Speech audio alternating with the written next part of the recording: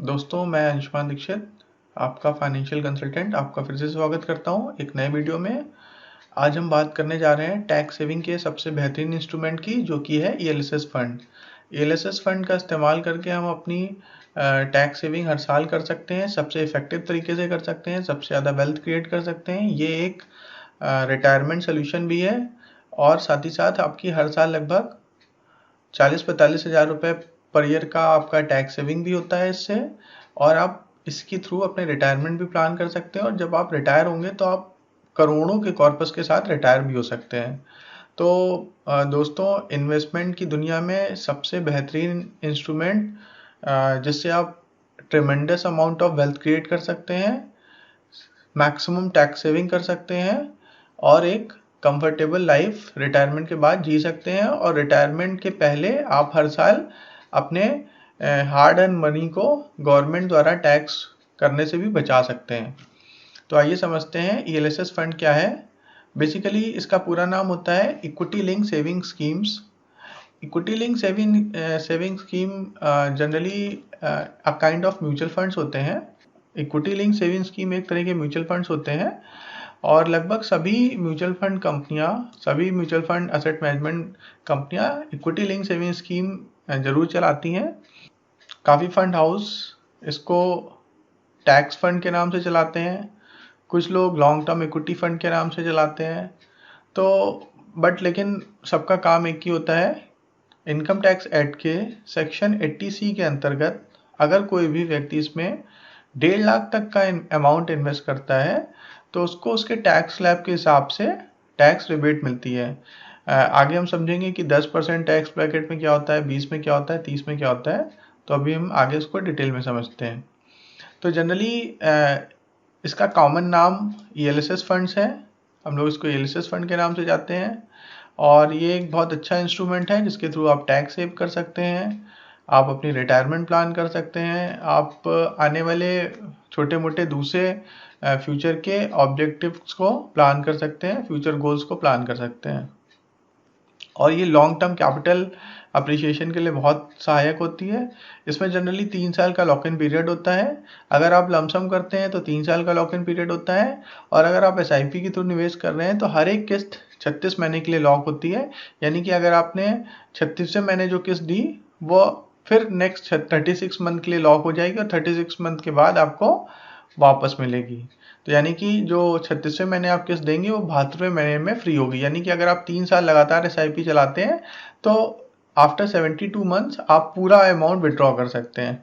लेकिन जनरली इसमें इन्वेस्टमेंट करने का तरीका ये होता है कि आप इसमें एसआईपी चलाइए।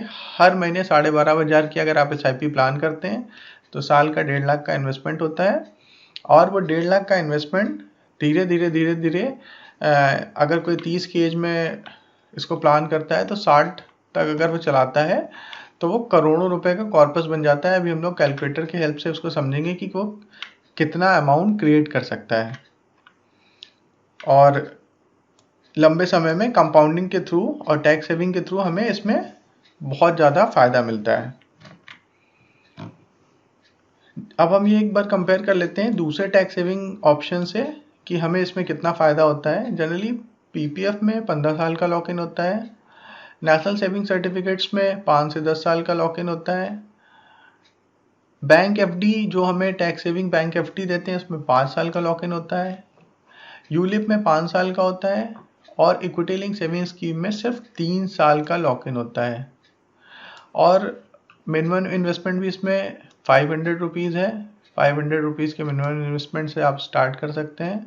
मैक्सिमम 1.5 लाख रुपए तक डाल सकते हैं। 1.5 लाख के ऊपर भी डालना चाहें तो डाल सकते हैं, बट उसमें आपको 80C का रिबेट नहीं मिलेगा।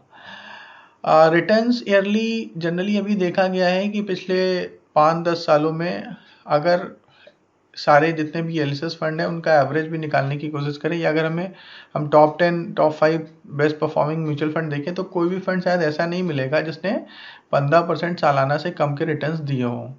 देखते हैं इसमें कि ईएलएसएस हमें कैसे एक काफ़ी बड़ा अमाउंट टैक्स में सेव करने में हेल्प करता है। अगर किसी की 2.5 लाख तक की इनकम है तो जनरली उसका टैक्स स्लैब नील होता है और उसमें अगर वो टैक्स सेविंग करता है तो ईएलएसएस में उसको सिर्फ सेविंग होगी, उसमें उसको रिटर्न मिलेगा, बट टैक्स में कोई हेल्प खास मिलेगी नहीं।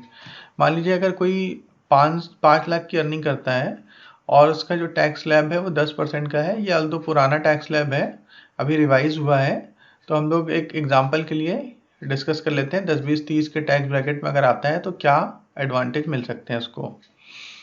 तो 10% के टैक्स ब्रैकेट में आता है अगर वो 5 लाख तक का वो इसकी इनकम है, तो जनरली उसका जो टैक्स बनेगा वो 25,750 रुपये का बनेगा, जिसमें आप अगर 1.5 लाख रुपए की ईएलएसएस में सेविंग कर देते हैं तो आपकी टैक्सेबल इनकम घट के 3.5 लाख हो जाती है और आपकी टैक्स लायबिलिटी घट के 10,300 हो जाती है, यानी कि सीधे सीधे 15,400 रुपये का फायदा। यानी कि अगर किसी की इनकम 5 लाख रुपए की है और वो 1.5 लाख रुपए का 80C में इन्वेस्टमेंट करता है तो जो रिटर्न आएंगे वो अलग, आपको सीधे ही सीधे 15,000 रुपये का गेन हो गया।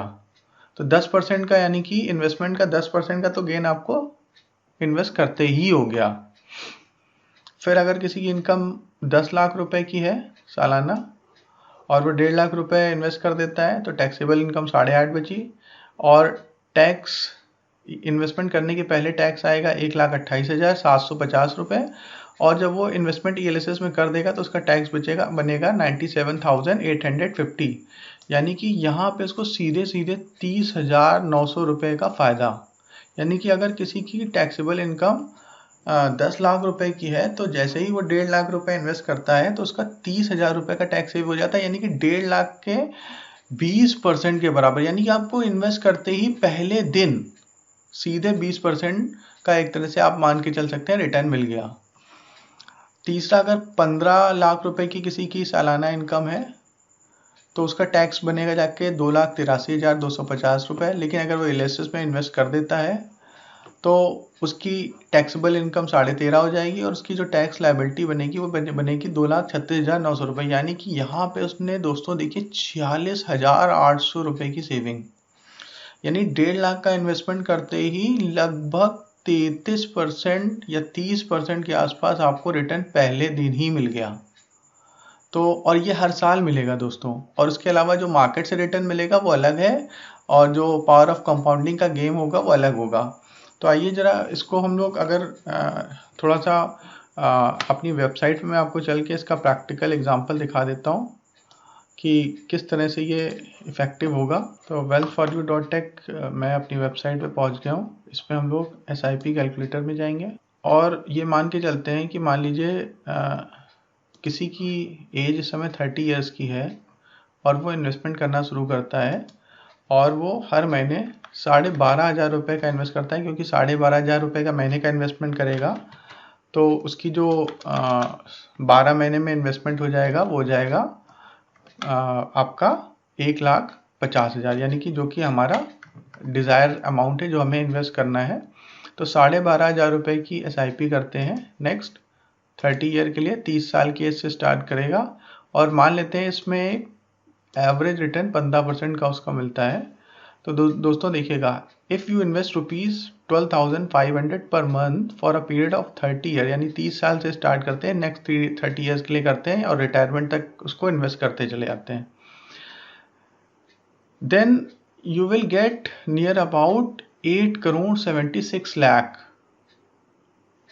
8,76 का अमाउंट मिलेगा दोस्तों। और अगर कहीं इसमें 18% का रिटर्न बना तो ये आपका अमाउंट बन जाएगा 17,90,66,115 रुपये।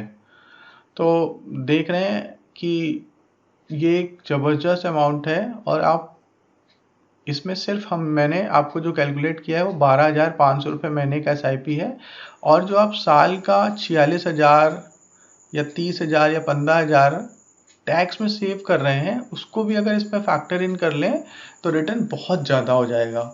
तो अभी उसको जोड़ने की जरूरत नहीं, मान लीजिए कि बहुत कंजर्वेटिव कोई 12% का भी अनुमान लगा के चलता है, तब भी दोस्तों ये रकम 4.5 करोड़ के आसपास बनेगी, 4,41,00,000 रुपए, जो कि बहुत डिसेंट अमाउंट होता है, किसी तरह से कोई कम रकम नहीं है।